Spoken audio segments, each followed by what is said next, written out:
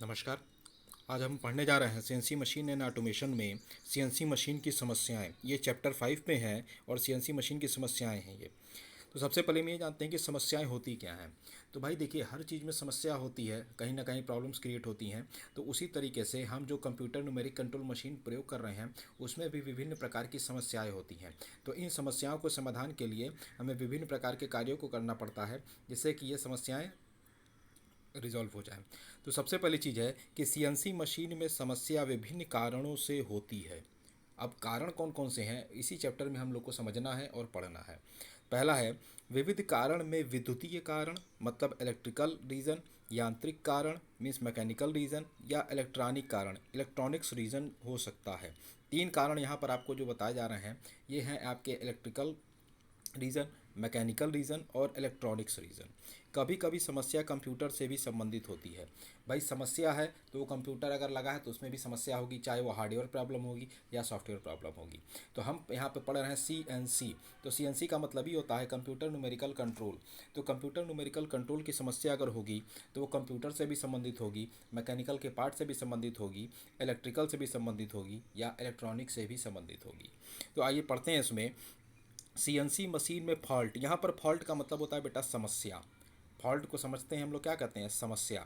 Fault मतलब समस्या। तो सीएनसी मशीन में फॉल्ट को चिन्हित करना सबसे अधिक जटिल कार्य होता है। सीएनसी मशीन में जो भी समस्या उत्पन्न होती है उसको हमको खोजना या चिन्हित करने का मतलब होता है खोजना। खोजना या उसको परखना बहुत एक टफ चीज़ है जिसके लिए कुशल एवं अनुभवी इंजीनियर की आवश्यकता होती है। उस समस्या को चेक करने के लिए हमें कुशल मतलब स्किल्ड, अनुभवी मतलब एक्सपीरियंस इंजीनियर की आवश्यकता होगी जो सीएनसी की उस समस्या को खोज पाए तथा जिसे सीएनसी मशीन के सभी अंगों का ज्ञान हो। ये भी चीज़ है कि सीएनसी चलती है कंप्यूटर के प्रयोग के द्वारा। तो अगर हमको कंप्यूटर चलाना नहीं आएगा तब तक हम नहीं समझ सकते कि कैसे वो समस्या का समाधान होगा। ठीक है। तो इसे हम कहेंगे कि जिससे सीएनसी मशीन के सभी अंगों का ज्ञान हो। तो सीएनसी मशीन के अंगों का जब ज्ञान होगा तभी वो समस्या का समाधान कर पाएगा। ठीक। तो यहाँ पर लिखा है ओवरलोडिंग भी एक फॉल्ट का मुख्य कारण है। तो ओवरलोडिंग जानते हैं, जैसे अगर कहीं कार्य हो रहा है तो वह ओवरलोड पड़ जाता है, मतलब अत्यधिक उस पर लोड पड़ जाए तो उसे कहते हैं ओवरलोड। तो ओवरलोड के कारण भी समस्या उत्पन्न हो जाती है जिससे कि मशीन की प्रक्रिया में बाधा उत्पन्न हो जाती है। तो समस्या हम यहाँ पे पढ़ेंगे, जब भी फॉल्ट मैं बताऊँगा तो आप समझ जाइएगा यहाँ पे मैं समस्या के बारे में ही बता रहा हूँ। तो सीएनसी मशीन में समस्याएं मुख्यतः तीन कारणों से उत्पन्न हो रही हैं। एक आपकी मैकेनिकल के समस्या के कारण, फिर आपकी है एक इलेक्ट्रिकल की समस्या के कारण, और फिर आपकी है इलेक्ट्रॉनिक्स की समस्या के कारण। और कभी कभी समस्याएं आपकी कंप्यूटर से भी रिलेटेड होंगी, चाहे वो सॉफ्टवेयर से हों या हार्डवेयर से हों। तो उनकी भी समस्या को समझने के लिए हमें एक कुशल और एक एक्सपीरियंस इंजीनियर की आवश्यकता पड़ेगी जो कि उस समस्या को खोज सके और उसका निदान कर सके। तो ओवरलोडिंग भी एक फॉल्ट का एक मुख्य कारण है। तो ओवरलोडिंग भी अगर होगी तो वो भी एक समस्या का एक मुख्य कारण बन जाती है कि काम कर। ओवरलोडिंग का मतलब पहले समझ जाइए आप। ओवरलोडिंग का मतलब होता है कि कहीं पर अगर कार्य चल रहा है तो उसका एक कार्य समय निर्धारित होता है। समय से अधिक अगर उस पर हम कार्य करेंगे तो वो उस पर लोड बढ़ जाता है। ठीक। तो लोडिंग मतलब ज़्यादा लोड बढ़ने से उसके ऊपर क्या होगा, लोड बढ़ेगा तो वो उस चीज़ को मैनेज नहीं कर पाएगा। जैसे अगर डेली आपकी क्लासेस चलती हैं 7 घंटे की, 7 आवर्स की, अगर उस क्लास को हम बढ़ा दें, कर दें 12 घंटे की, तो आप पढ़ तो लेंगे लेकिन आपके ऊपर वो ओवरलोड हो जाएगा और आपको जो चीज़ें समझ में आनी चाहिए वो पूरी तरीके से समझ में नहीं आ पाएंगी। तब ये समस्या उत्पन्न हो जाती है। तो ओवरलोडिंग की समस्या के कारण हमारी विभिन्न प्रकार की समस्याएं उत्पन्न हो जाएंगी और जो कि यह सीएनसी की विभिन्न समस्याओं के निराकरण के लिए हम इस चैप्टर में आगे पढ़ेंगे। तो दूसरे पे आते हैं। सबसे पहली है कि सीएनसी मशीन में सामान्य समस्याएं क्या होती हैं। पहली समस्या है यांत्रिक व वायवीय अंगों के कारण, फिर है विद्युतीय अंगों के कारण, इलेक्ट्रॉनिक अंगों के कारण और कंप्यूटर तथा प्रोग्रामिंग में समस्या, अलार्म सिग्नल की समस्या। तो सबसे पहले हम आते हैं यांत्रिक व वायवीय अंगों के कारण। यांत्रिक का मतलब होता है यहाँ पे मैकेनिकल। तो यहाँ मैकेनिकल पार्ट्स या कंपोनेंट्स के कारण जो समस्या उत्पन्न होती है सीएनसी मशीन में वो होती है मैकेनिकल कंपोनेंट्स इन पार्ट। फिर है विद्युतीय अंगों के कारण, मीन इलेक्ट्रिकल कंपोनेंट्स, जो इलेक्ट्रिकल कंपोनेंट्स जो उसमें इलेक्ट्रिक की सप्लाई करते हैं उसके अंतर्गत अगर कोई समस्या उत्पन्न होगी तो इलेक्ट्रिकल अंगों के कारण होगी।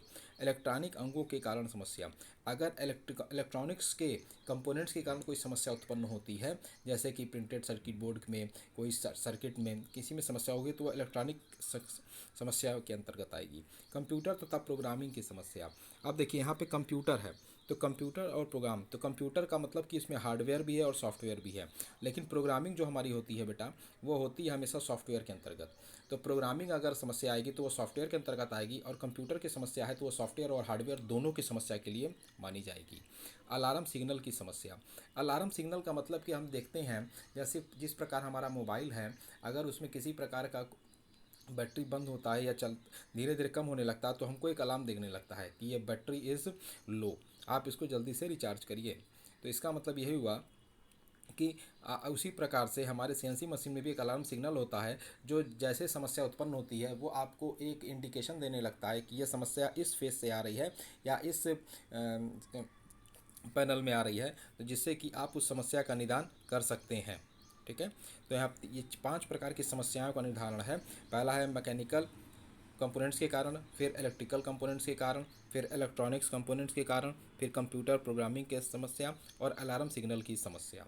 ठीक, तो सबसे पहली समस्या हमारी है यांत्रिक व वायवीय अंगों के कारण समस्या। तो सबसे पहले स्पिंडल की असफलता या खराबी के कारण, हमारे मशीन के कंपोनेंट्स में स्पिंडल लगे होते हैं जो मूव करते हैं, और अगर उनके अंदर समस्या आती है तो वो मूवमेंट उनका नहीं होगा और जिसके कारण से हमारी मशीन की क्रिया नहीं चल पाएगी। तो यहाँ पे सबसे पहले समस्या स्पिंडल की असफलता के कारण। असफलता का मतलब यहाँ पर हुआ कि वह चलने में असमर्थ है, अगर वो नहीं चल पाएगा तो आगे की प्रक्रिया नहीं हो पाएगी, जिस कारण से हमारा मशीन का कार्य नहीं हो पाएगा। तो स्पिंडल की असफलता में स्पिंडल के न चलने या खराबी के कारण जो समस्या होगी वो मैकेनिकल कंपोनेंट्स के अंतर्गत आएगी। स्पिंडल स्नेहन की समस्या, स्पिंडल में हमें स्नेहन भी करना पड़ता है। स्नेहन का मतलब होता है लुब्रिकेशन, अगर हम लुब्रिकेशन नहीं करेंगे तो उसमें जो भी ऊर्जा होगी वो अवशोषित नहीं होगी और हमारा जो टूल रहेगा वह कार्य करना बंद कर देगा। तो स्पिंडल में हमेशा स्नेहन भी हमको करना पड़ेगा, अगर हम नहीं करते हैं तो हमारी वो समस्या बनी रहेगी और एक समय ऐसा आएगा कि वह गर्म होके वो टूट जाएगा, जिससे कि हमें आगे की प्रोडक्शन की प्रक्रिया बाधित हो जाएगी।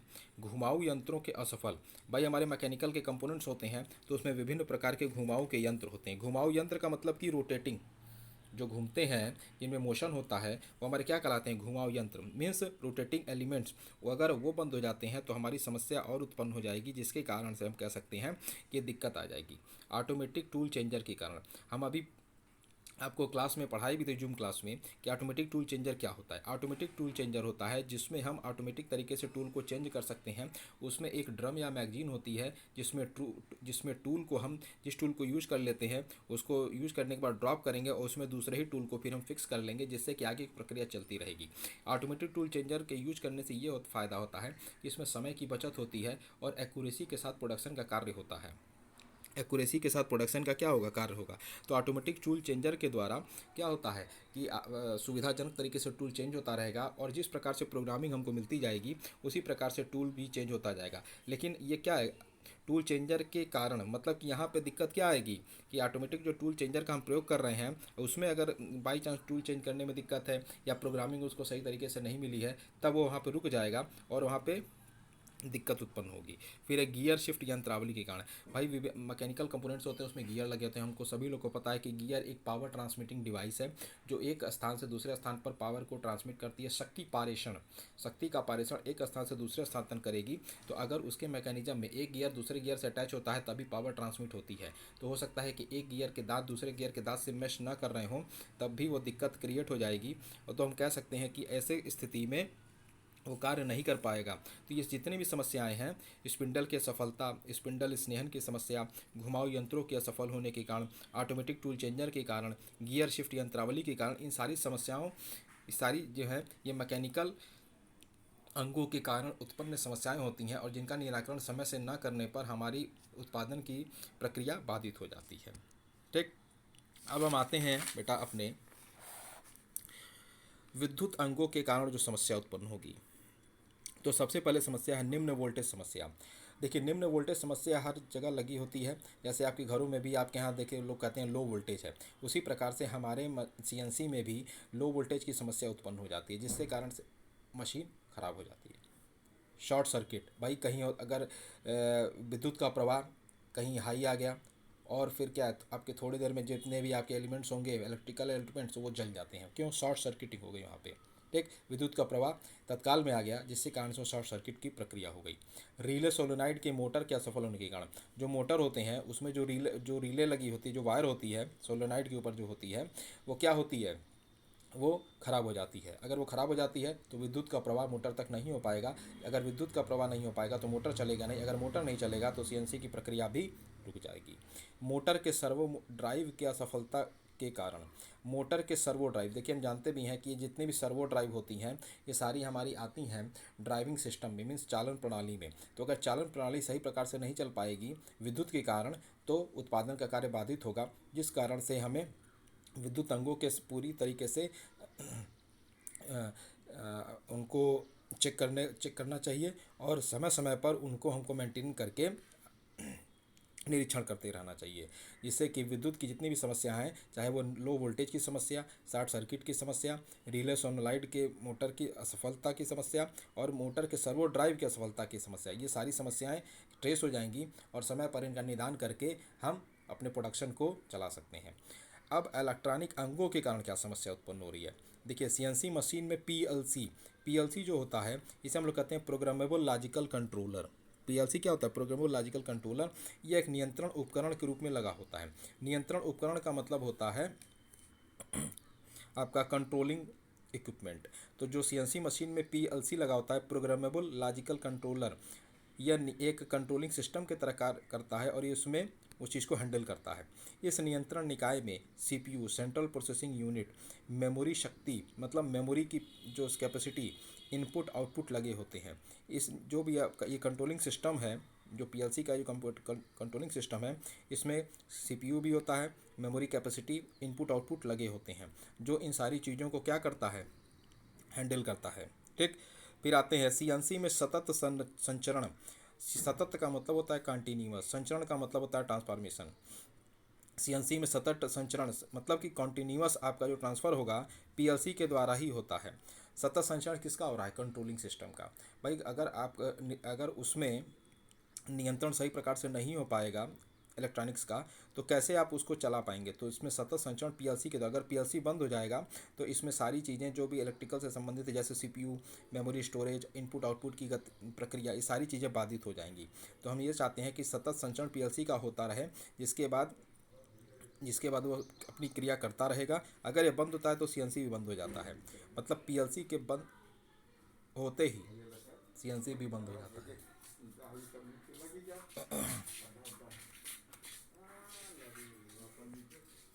पीएलसी के बंद होते ही वो सीएनसी भी बंद हो जाता है। और दूसरा है कंप्यूटर तथा प्रोग्रामिंग की समस्या। तो कंप्यूटर और प्रोग्रामिंग की समस्या भी इसी के अंतर्गत आती है। कंप्यूटर और प्रोग्रामिंग की समस्या भी इसी के अंतर्गत आएगी।